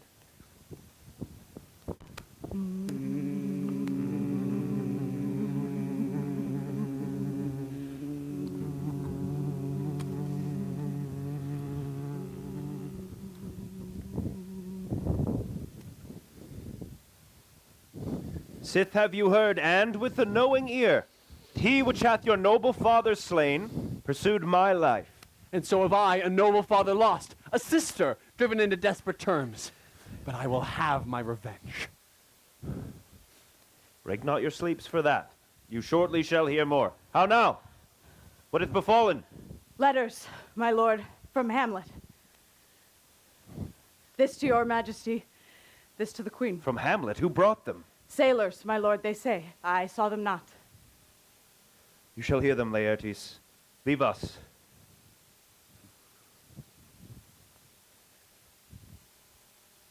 High and mighty, you shall know I am set naked on your kingdom. Tomorrow shall I beg leave to see your kingly eyes, when I shall, first asking your pardon thereunto, recount the occasion of my sudden and more strange return. Hamlet. What should this mean? Are all the rest come back, or is it some abuse and no such thing? Know ye the hand, my lord? 'Tis Hamlet's character, naked. And in a postscript here he says, alone. Can you advise me? I'm lost in it, but let him come. It warms the very sickness in my heart that I may live and tell him to his teeth, thus didst thou. If it be so, Laertes, as how should it be so? Will you be ruled by me? Aye, my lord. So will not o'errule me to a peace. To thine own peace. If he be now returned, and from his death no wind of blame shall breathe, but even his mother shall uncharge the practice and call it accident. My lord, I will be ruled. The rather if you could devise it so that I might be the organ. It falls right. You have been talked of since your travel much, and that in Hamlet's hearing. For a quality wherein they say you shine. Your sum of parts did not together pluck so much envy from him as did that one, and that in my regard of the unworthiest siege. What part is that, my lord? Here was a gentleman of Normandy. I've seen myself and served against the French, and they can well on horseback, but this gallant had witchcraft in it. A Norman, was it? A Norman. Upon my life, Lamont. The very same. I know him well. He is the brooch indeed, the gem of all the nation. Well, he made confession of you, and gave you such a masterly report for art and exercise in your defense, and for your rapier, most especially, that he cried out 'twould be a sight indeed if one could match you. Sir, this report of his did Hamlet so envenom with his envy that he could nothing do but wish and beg for your sudden coming o'er to play with him. Now, out of this. What out of this, my lord? Laertes, was your father dear to you? Or are you like the painting of a sorrow, a face without a heart? Why ask you this? But to the quick of the ulcer. Hamlet comes back. What would you undertake to show yourself your father's son indeed, more than in words? To cut his throat in the church. No place indeed should murder sanctuarize. Revenge should have no bounds. But, good Laertes, Hamlet returned shall know you are come home. We'll put on those shall praise your excellence and wager on your heads. He, being remiss, most generous, and free from all contriving, will not peruse the foils, so that you may choose a sword unblunted, and in a passive practice requite him for your father. I will do it, and for that purpose I'll anoint my sword. I bought a potion of a mountebank so mortal that but dip a knife in it. So where it draws blood, no balm or potion rare under the moon can save the thing that is but scratched withal. I'll touch my sword with this contagion that, if I gall him slightly, it may be death. Let's further think of this. If this should fail, 'twere better not essayed. Therefore this project should have a back or a second that might hold if this should blast and proof. Soft, let me see. We'll make a solemn wager on your cunnings. Ah, I hat. When in your motion you are hot and dry, as make your bouts more violent to that end, and that he calls for drink, I'll have prepared him a chalice for the nonce, whereon but sipping, if he perchance escape your venom stuck, our purpose may hold there. How now? Sweet queen. Woe doth tread upon another's heels, so fast they follow. Your sister's drowned, Laertes. Drowned? Where? There is a willow grows aslant a brook that shows his hoar leaves in a glassy stream. There with fantastic garlands did she come, when down her weedy trophies and herself fell in the weeping brook. Her clothes spread wide, and mermaid-like a while they bore her up, which time she chanted snatches of old tunes, till that her garments, heavy with their drink, pulled the poor wretch from her melodious lay to muddy death. Alas, then, she is drowned. Drowned. Drowned. Too much of water hast thou, Ophelia. Therefore, I forbid my tears. And yet it is our trick! Nature her custom holds. Let shame say what it will. Let's follow, Gertrude. How much I had to do to calm his rage. Now I fear this will give it start again. Therefore, let's follow.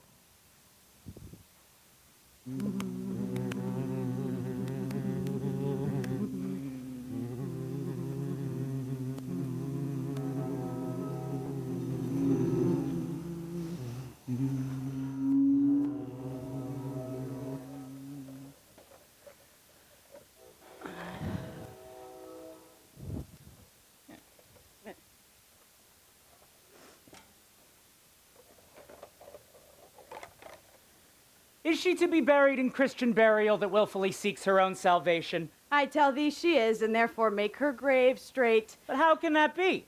Lest she drowned herself in her own defense. Why, 'tis found so. It must be se offendendo. It cannot be else. For herein lies the point. If I drown myself wittingly, it argues an act. And an act hath three branches. It is to act, to do, to perform. Argal, she drowned herself wittingly. Nay, but hear you, Mandel. Give me leave. Here lies the water. Good. Here stands the man. Good.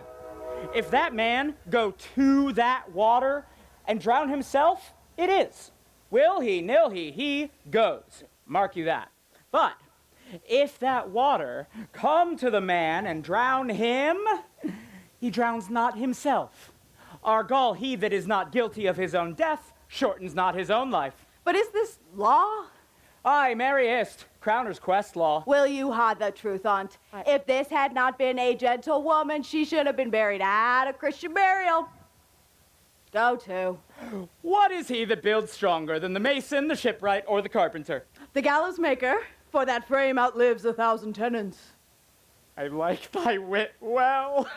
Who builds stronger than a mason, a shipwright, or a carpenter? Cudgel thy brains no more about it, for your dull ass will not mend his pace with beating. And when you are asked this question next, say, a grave maker. The houses that he makes last till doomsday. Go, get thee to yon. Fetch me a stoup of liquor. 7 foot ring wraps along his back when he goes. Has this fellow no feeling of his business that he sings at grave making? Custom hath made it in him a property of easiness. 'Tis e'en so. The hand of little employment hath the daintier sense. That skull had a tongue in it, and could sing once. Might be the pate of a politician, which this ass now o'erreaches. One that would circumvent God, might it not? It might, my lord. Or a courtier, who could say, Good morrow, sweet lord. How dost thou, good lord, might it not? Aye, my lord. I will speak to this fellow. Whose grave is this, sirrah? Mine, sir. I think it be thine, for thou liest in it. You lie out on't, and therefore it is not yours. For my part, I lie not in't, and yet it is mine. Thou liest to be in it, and say it is thine. 'Tis for the dead, not for the quick. Therefore thou liest. 'Tis a quick lie, sir, and 'twill away again from me to you. What man do you dig it for? For no man, sir. What woman, then? For none neither. Who is to be buried in it? One that was a woman, sir, but rest her soul, she's dead. How absolute the knave is. How long have you been a gravedigger? Of all the days of the year, I came to it the same day that old King Hamlet overcame Fortinbras. How long is that since? Cannot you tell that? Any fool can tell you that. Why, it's the same day that young Hamlet was born, he that is mad and sent into England. Aye, Mary, tell me, why was he sent into England? Why, sir, because he was mad. He shall recover his wits there, and if he do not, it is no great matter there. Why? 'Twill never be seen in him. There, all the men are as mad as he. How long will a man lie in the earth ere he rots? Faith, if he be not rotten before he dies, for we have many pocky courses nowadays, he will last you some 8 year or 9 year. A tanner will last you 9 year. Why he more than another? Why, sir, his skin is so tanned with his trade, he shall let no great water in. There's a skull that has lain in the earth some 23 years. Whose was it? A horse and mad fellows it was. Who do you think it is? Nay, I know not. A pestilence on him for a mad rogue. Poured a flagon of Rhenish on my head once. This skull, sir, was Yorick, the king's jester. This? In that. Let me see.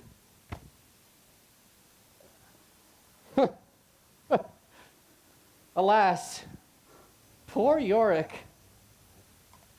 I knew him, Horatio. Fellow of infinite jest, most excellent fancy. He hath borne me on his back 1,000 times, and now, how abhorred in my imagination it is. My gorge rises at it. Here hung those lips that I have kissed I know not how oft. Where be your jibes now? Your gambols, your songs, your flashes of merriment that were wont to set the table on a roar? What? Not one now to mock your own grinning? Quite, chap-fallen? I prithee, Horatio, tell me one thing. What is, my lord? Do you think Alexander looked to this fashion in the earth? E'en so, my lord. And smelled so. Oh, e'en so. To what base uses may we return, Horatio? Why, may not the imagination trace the noble dust of Alexander till he find it stopping a bunghole? 'Twere to consider too curiously to consider so. No, faith, not a jot, but to follow him thither with modesty enough and likelihood to lead it. As thus, Alexander died, Alexander was buried, Alexander returneth into dust. The dust is earth whereto he was converted. Might they not stop a beer barrel? Imperious Caesar, dead and turned to clay. might stop a hole to keep the wind away. The Queen, the courtiers, who is it they follow? Couch we a while. Marc. What ceremony else? That is Laertes. Marc. What ceremony else? Her obsequies have been far enlarged as we have warranties. Her death was doubtful. But the great command o'ersways the order, yet here she is allowed her virgin krantz, her maid instruments in bringing home of bell and burial. Must there no more be done? No more be done. We must profane a service of the dead to sing a requiem to such rest to her as peace-parted souls. Lay her in the earth, and from her fair and unpolluted body may violets spring. I tell thee, churlish priest, a ministering angel shall my sister be when thou liest howling. What? The fair Ophelia. Sweets to the sweet. Farewell. I hoped thou shouldst have been my Hamlet's wife. O treble woe, fall 10 times treble on that head, whose wicked deed thy most ingenious sense deprived thee of. Hold off the earth a while, till I have caught her once more in mine arms. Now bury your dust upon the quick and the dead, till of this flat a mountain you have made, to o'ertop old Pelion and the skyish head of blue Olympus. What is he whose grief bears such an emphasis? Whose phrase of sorrow conjures the wandering stars and makes them stand like wonder-wounded hearers? This is I, Hamlet the Dane. Oh, the devil take thy soul! Now, praise not well. Well, I prithee, take thy fingers from my throat. Though I am not splenitive and rash, yet I have in me something dangerous, that let thy wiseness fear. Hold off thy hand. Pluck them asunder! Hamlet! Good, my lord, be quiet. Well, I will fight upon this theme until my eyelids will no longer wag. Oh, my son, what theme? I loved Ophelia. 40,000 brothers, with all their quantity of love, could not make up my sum. What wilt thou do for her? Oh, he is mad, Laertes. For the love of God, forbear him. Let Hercules himself do what he may. The cat will mew, but the dog will have his day. I pray you, good Horatio, wait upon him. Strengthen your patience in our last night's speech. We'll put the matter to the present push. An hour of quiet shortly shall we see. Till then, in patience, our proceeding be.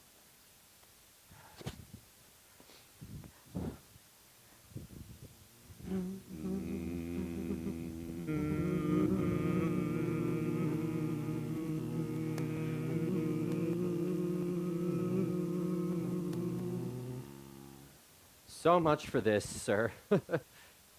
Now, shall you see the other? You do remember all the circumstance?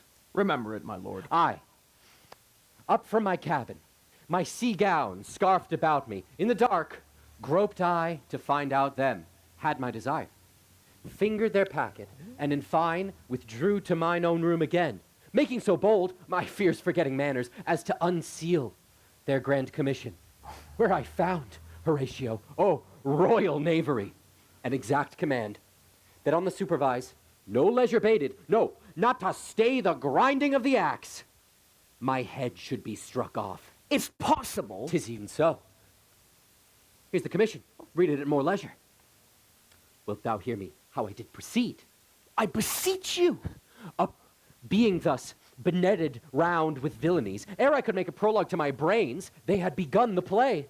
I sat me down. Wilt thou know the effect of what I wrote?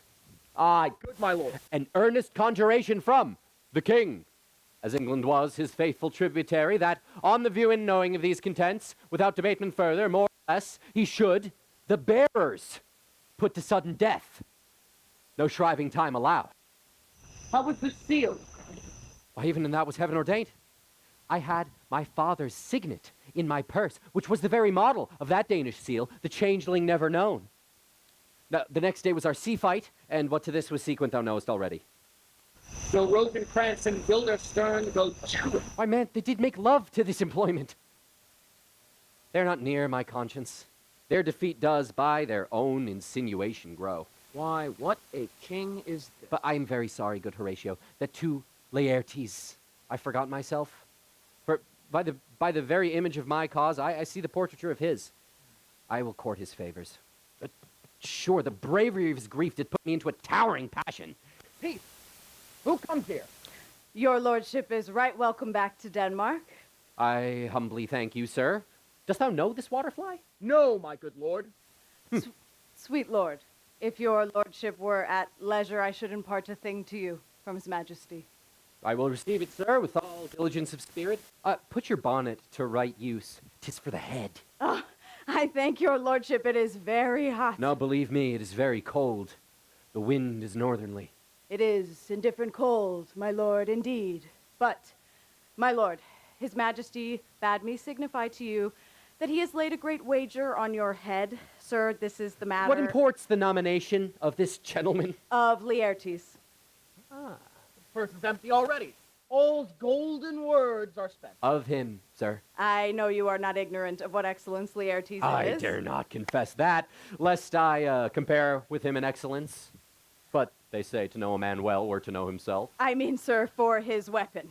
But in the imputation laid on him by them, in his meed, he's unfellowed. What's his weapon? Rapier and dagger. That's 2 of his weapons, but, well... The king, sir, hath laid that in a dozen passes between yourself and him, he shall not exceed you 3 hits, if your lordship would vouchsafe the answer.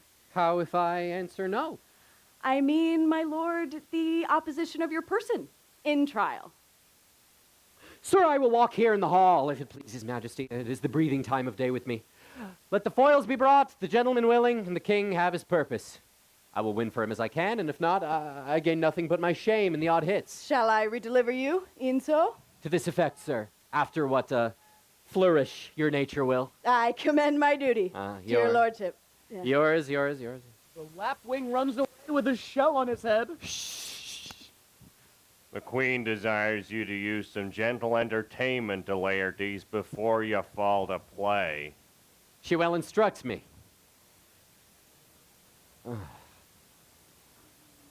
You will lose this wager, my lord. I do not think it.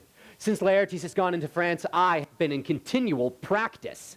I shall win at the odds. But sure, thou wouldst not think how ill all's here about my heart. But it is no matter. Nay, good my lord. It is foolery. It is such a kind of gain-giving as it would perhaps trouble a woman.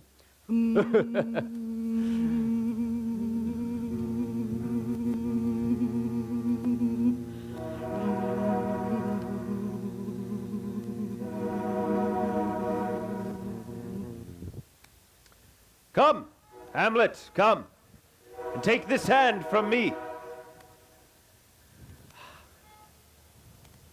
Pardon me, sir. I've done you wrong. But pardon it, as you are a gentleman.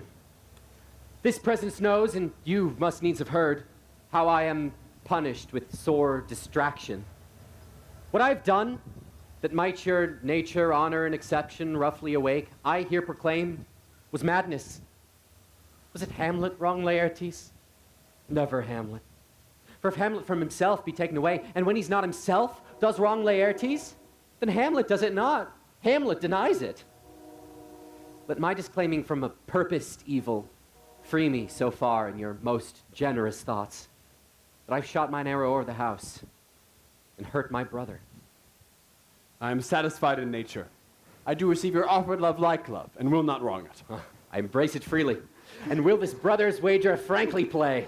Give us the foils, come on. Come, one for me. I'll be your foil, Laertes.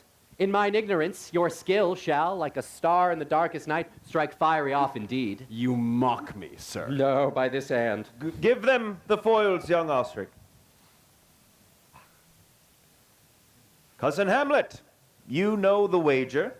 Very well, my lord. You have laid the odds on the weaker side. I do not fear it. I've seen you both. But since he is bettered, we have therefore odds. This likes me well. These foils fall one length? Aye, my good lord. Set me the stoops of wine upon that table. If Hamlet give the first or second hit, or quit in answer of the third exchange, let all the battlements their ordnance fire. The king shall drink to Hamlet's better breath, and in the cup an union shall he throw, richer than that which 4 successive kings in Denmark's crown have worn. Give me the cups. Come on, sir. Come, my lord.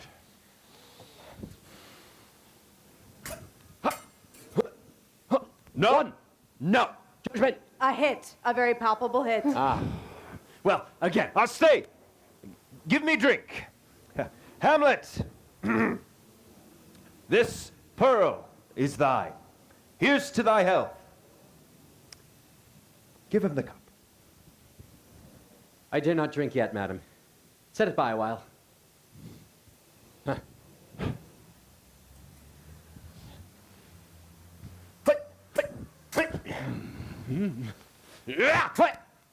Another hit. What say you? A touch, I do confess. Our son shall win. Kiss fat, scant of breath. Hamlet, here, take my napkin, rub thy brow. The queen carouseth to thy fortune, Hamlet.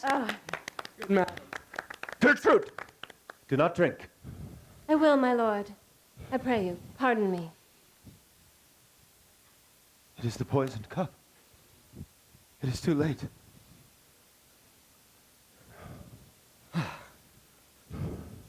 I'll play this bout first. Set it by a while. Here, come, let me wipe your face. My lord, I'll hit him now. I do not faint. And yet, 'tis almost against my conscience. Come, Laertes, you but dally. Come, pass me with your best violence. I fear you make a wanton of me. Say you so? Then come.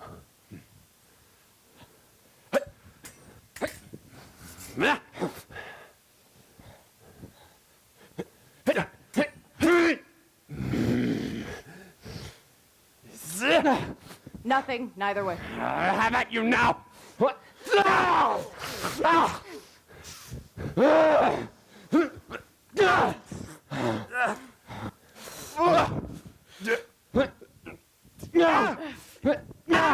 Part them! They are incensed! Nay!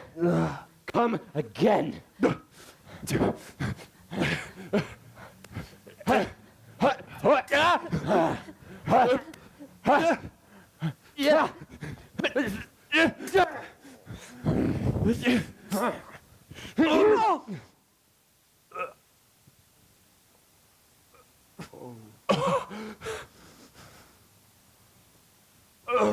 the queen there! Oh! They bleed on both sides!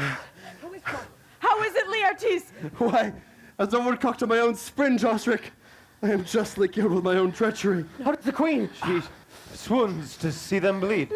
No. The drink. Dear Hamlet. The drink. I am poisoned. Villainy! Let the doors be locked! Treachery! Seek it out! It is here, Hamlet. Hamlet, thou art slain. No medicine in the world can do thee good. There is not half an hour of life left in thee. The foul instrument is in thy hand, unbaited and envenomed. The practice that turned itself on me, lo, here I lie, never to rise again. The queen is poisoned. I can no more. The king is to blame. The point. Envenom too. Then venom. To thy word! Hamlet! No, defend me, friends! I am but hurt Here, thou incestuous, murderous, damned Dane! Drink off this potion. Is thy union here? Join my mother. He is justly served. It is a poison tempered by himself. Come, exchange forgiveness with me, Hamlet. Mine and my father's death fall not on thee, nor thine on me.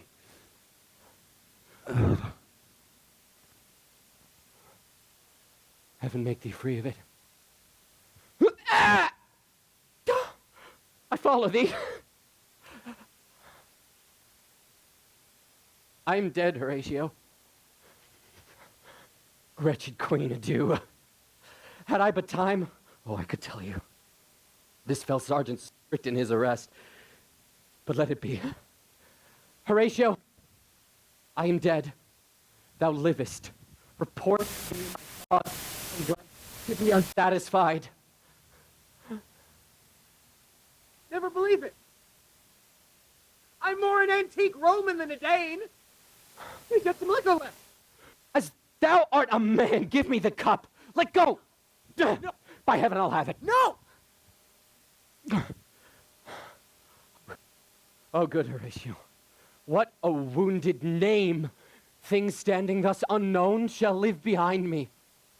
If thou didst ever hold me in thy heart, absent thee from felicity a while, and in this harsh world draw thy breath in pain to tell my story. What warlike noise is this?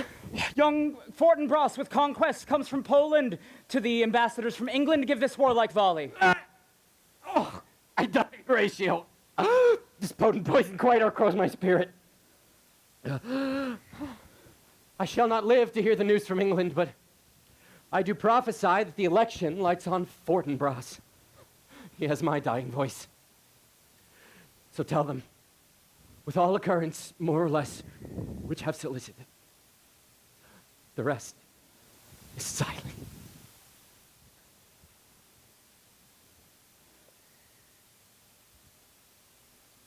Now cracks a noble heart. Good night, sweet prince. Flights of angels sing thee to thy rest. Why does the drum come hither? Where is this sight? What is it ye would see? If aught for woe and wonder, cease your search. This quarry cries on havoc. O proud death, what feast is toward in thine eternal cell, when thou so many princes at a shot so bloodily hast struck? This sight is dismal, and our affairs from England come too late.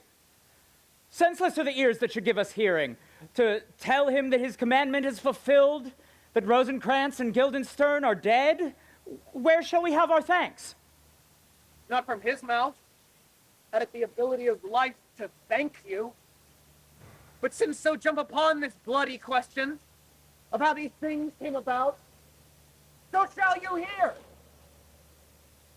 of a bloody, carnal, and unnatural act of accidental judgments, casual slaughters, of deaths put on by cunning and forced cause, and in this upshoot, purposes mistook, fallen on the inventor's head. All this can I truly deliver. Let us haste to hear it, and call the noblest to the audience. For me, with sorrow, I embrace my fortune. I have some rights of memory in this kingdom, which now to claim my vantage doth invite me. Let 4 captains bear Hamlet like a soldier to the stage, for he was likely, had he been put on, to have proved most royally. The soldier's music and the rights of war speak loudly for him. Take up the bodies. Such a sight as this becomes the field, but here shows much amiss. Go. Bid the soldiers shoot.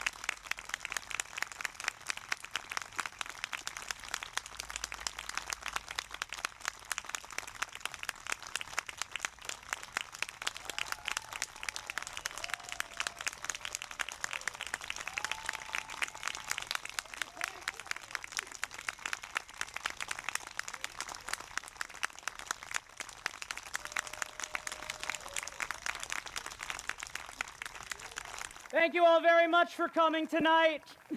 Oh, we could not do this show without audiences like you. So if you had a good time tonight, please consider scanning that Venmo code on your program and leaving a donation or leaving some cash in one of these beautiful white buckets. Thank you all very much for coming. Have a great night.